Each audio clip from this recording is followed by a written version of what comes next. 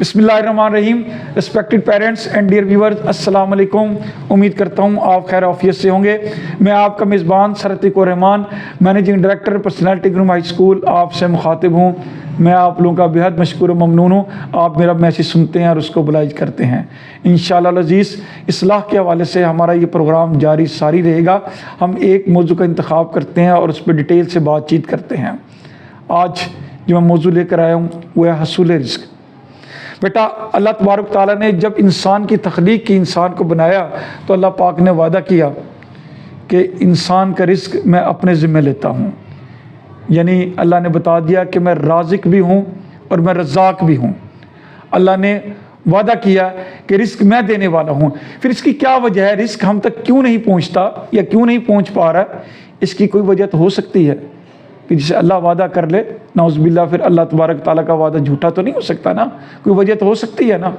میں نے غور کیا، میں اس مشاہدے پہ پہنچا ہوں کہ 4 وجوہات ہیں جس کی وجہ سے رزق ہم تک نہیں پہنچتا. پہلی وجہ یہ ہے خلق خدا سے اچھا سلوک نہ کرنا. دوسرا پوائنٹ یہ ہے کہ جو چیز ہم بیچ رہے ہیں وہ ناقص ہے، وہ خالص نہیں ہے. تیسرا، جو چیز ہم بیچ رہے ہیں اس پہ ہم ناجائز نفع، یعنی ضرورت سے زیادہ ہم نفع حاصل کر رہے ہیں. اور چوتھا پوائنٹ بیٹا یہ ہے کہ اللہ کی راہ میں خرچ کرنے سے ہم گریز کرتے ہیں، اللہ کی راہ میں خرچ نہیں کرتے. میرے نزدیک 4 پوائنٹ ایسے ہیں جس کی وجہ سے غربت کا سامنا ہمیں کرنا پڑتا ہے. تو بیٹا پہلا میں نے بتایا تھا خلق خدا. خلق خدا سے مراد یہ ہے کہ آپ اللہ کی مخلوق کے ساتھ اچھا سلوک کریں، ان کے ساتھ سلام دعا رکھیں، ان کے ساتھ میل جول رکھیں، ان کے ساتھ حسن سلوک سے پیش آئیں. کیونکہ جب اللہ کی مخلوق آپ سے راضی ہوگی، آپ جنگل میں ہی بیٹھ جائیں گے کاروبار یا کوئی بزنس، کوئی چیز بیچنے کے لیے، فروخت کرنے کے لیے. لوگ آپ کی محبت، احترام، عزت میں وہاں بھی وہ چیز خریدنے کے لیے آئیں گے. شرط یہ ہے کہ خلق خدا کے ساتھ حسن سلوک اور حسن اخلاق سے پیش آیا جائے. اس پہ بیٹا عمل کرنا ہے. دوسرا پوائنٹ ہے کہ جو چیز بیٹا ہم بیچتے ہیں وہ خالص ہونی چاہیے، اس سے ملاوٹ نہ ہو، اس میں 2 نمبری نہ ہو. ٹھیک ہے.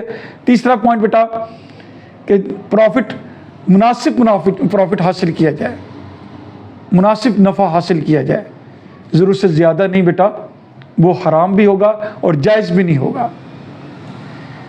چوتھا بیٹا کہ اللہ کی راہ میں کچھ نہ کچھ دیتے رہا کریں. اللہ کہتا ہے میرے ساتھ بزنس کرو، میں تمہیں دگنا تگنا چوگنا دوں گا، زیادہ سے زیادہ اللہ پروفٹ دے گا.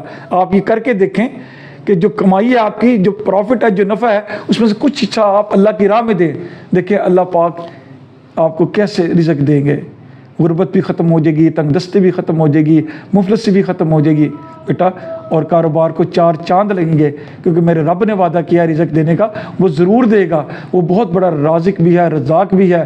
اللہ فرماتے ہیں ان اللہ یرزق من یشاء بغیر حساب. اللہ جسے چاہے بے حساب رزق دے.